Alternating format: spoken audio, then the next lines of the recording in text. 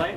Nah itu cara yang tepatnya niat itu sepanjang mana supaya pasti kita itu tidak kepanjangan dan tidak menyingkan. Baik, persoalan tentang niat ya. Saya berikan langsung satu kitab karangan Imam Asy-Syafi'i namanya jilid pertama halaman 161. Oke. Bismillah.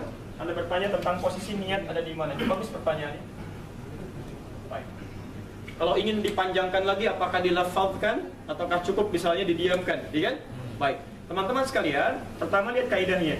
Amalan yang kita kerjakan itu harus selalu bersanding dengan niat. Ya. Itu yang menjadikan persoalan atau aktivitas kita menjadi ibadah. Di semua mesti ada niatnya. Dengan niat maka aktivitas kita berubah menjadi ibadah. Bisa Anda mau bekerja, kalau cuma sekedar untuk cari dunia maka tidak ada nilai ibadahnya.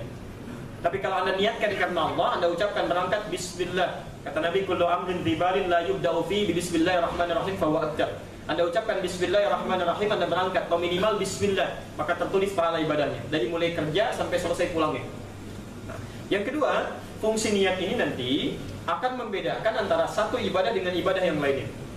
Maaf, apa bedanya antara sholat zuhur dengan sholat asar? Bedanya apa? Niatnya. Ya, waktunya betul, tapi kalau Anda lakukan jamak, dikerjakan di satu waktu kan 4 rakaat juga. Di kosor malah 2 juga. Apa bedanya sholat subuh dengan 2 rakaat fajar? Dua-duanya 2 rakaat. Gerakannya sama, salamnya sama, bedanya dalam niatnya. Jelas di sini? Baik, nah sekarang hadis riwayat Al-Bukhari nomor hadis yang pertama, innamal a'malu binniyat. Segala perbuatan kita bergantung pada niatnya. Sekarang kita tarik dalam sholat. Kalau kita ingin sholat, kapan kita kemudian menghadirkan niat ini? Kata Imam Asy-Syafi'i, an-niyatu muqtarinan bit takbir. Niat itu Anda hadirkan dalam hati Anda bersamaan dengan takbir. Jadi begitu Anda mengangkat tangannya begini, lisan mengucapkan Allahu Akbar, dalam hati Anda tujukan, saya berniat sholat zuhur. Jelas? Subuh misalnya, Anda angkat begini, ucapkan kalimatnya muqtarinan bit takbir. Anda angkat seperti ini, Anda ucapkan dalam lisan Anda Allahu Akbar, maka dalam hati Anda tujukan, ya, saya niat salat subuh, saya niat salat asar, saya niat salat maghrib. Jadi kata Imam Asy-Syafi'i, pelan-pelan ini bukan kata saya ya, saya menerjemahkan kata Imam Asy-Syafi'i. Pertama, an-niyatu mahalluhal qalbu. Ini sepakat semua ulama. Niat itu tempatnya ada di hati. Jadi, niat termasuk amalan hati. Ya. Tapi nanti kita akan lihat kapan kemudian itu dilafadzkan, gitu ya. Baik, kita akan lihat nanti. Di pertama, semua ulama sepakat dari sejak amalan Nabi dilihat diajarkan pada sahabat, pada tabi'in sampai kepada para ulama. Disimpulkan kata mereka, niat amalan hati. Kalau sudah masuk ke lisan namanya lafaz. Saya ulang ya. Amalan hati disebut apa? Niat. Kalau sudah masuk ke dalam lisan disebut apa? Lafaz. Ingat, jadi begitu Anda mengucapkan kalimat tertentu itu bukan niat tapi lafaz. Makanya disebut dengan talaffuz. Ya, jelas ya? Begitu Anda kemudian mulai menggerakkan ya anggota badan, itu disebut dengan harakat. Sudah mulai bergerak. Jelas ya? Baik, dalam hati disebut apa? Ya, di lisan lafaz, bergerak, harakat. Nah, sekarang pelan-pelan. Kapan mulai menghadirkan niat itu? Saya ulang kata Imam Asy-Syafi'i rahimahullah, saat Anda mulai bertakbir, an-niyatu mahalluhal fil qalbi, ya tempatnya dalam hati. Saat bertakbir, maka Anda hadirkan niat itu bersamaan dengan ucapan Allahu Akbar, langsung dalam hatinya. Baik, teman-teman perhatikan. Menggunakan bahasa apa? Bahasa kita. Karena itu amalan hati, nggak perlu dilafadzkan. Karena itu orang Arab mengatakan ketika dia mulai berniat, dia angkat tangannya, dia ucapkan Allahu Akbar. Orang Arab mengatakan usolli fardhu dhuhri. Saya berniat untuk zuhur. Usolli fardhu asri. Saya berniat untuk asar. Saking mudahnya kalimat ini, karena itu tidak ada kalimat khusus dari Nabi. Silahkan cek. Jangan datangkan hadis yang sahih. Hadis palsu aja datangkan misalnya. Atau cari yang paling Anda temukan satu hadis saja, tidak akan pernah Anda temukan bahasa niat dari Nabi, karena memang itu jelas gambarannya. Saking jelasnya tidak perlu diterangkan kembali ya. Jelas sampai sini?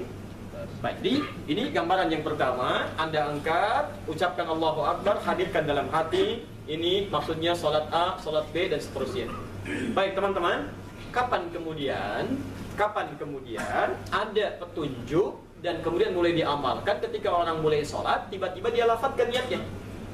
Dia keluarkan menjadi lafadz, tidak hanya niat yang ada dalam hatinya. Baik, ini pertama kali terjadi dalam masanya turunan Asy-Syafi'iyah. Ya, Asy-Syafi'iyah itu bukan Imam Asy-Syafi'i, tapi pengikut Imam Asy-Syafi'i. Ya, pengikut Imam Asy-Syafi'i. Disebutkan bahwa kata kelompok Asy-Syafi'iyah Imam An-Nawawi menyampaikan dalam kitabnya Al-Majmu'. Jadi kitab An-Nawawi namanya Al-Majmu' halaman 235. Juz yang ketiga. An-Nawawi yang ngarang Al-Arba'in 40 hadis, gitu kan?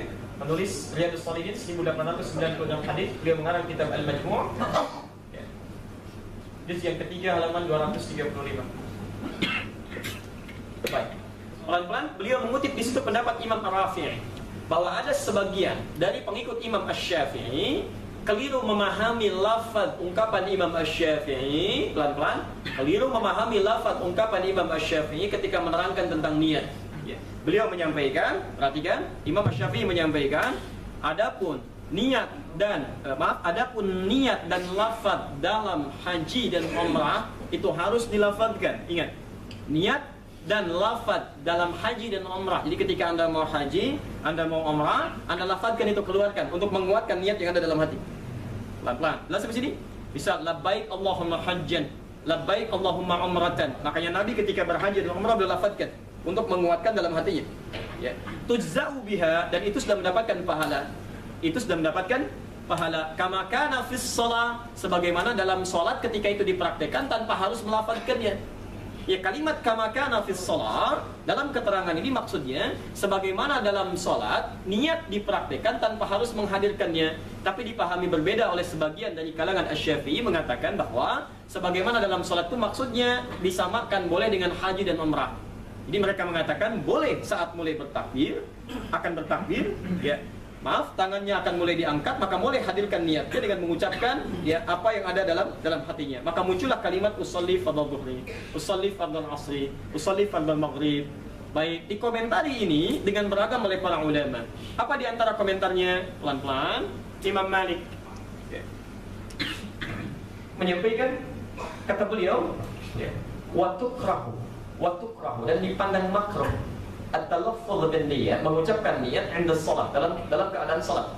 Karena jelas dalilnya menunjuk kepada bukan pelafazan, dan contoh dari Nabi SAW pun tidak pernah hadir dengan kalimat-kalimat yang diungkapkan. Ya, kata beliau, satu, salat itu termasuk yang paling jelas dalilnya, termasuk yang paling detil contohnya. Kalau sekiranya Nabi kemudian pernah mengungkapkan kalimatnya dan dilafazkan, tentu sampai sekarang pun kita akan temukan.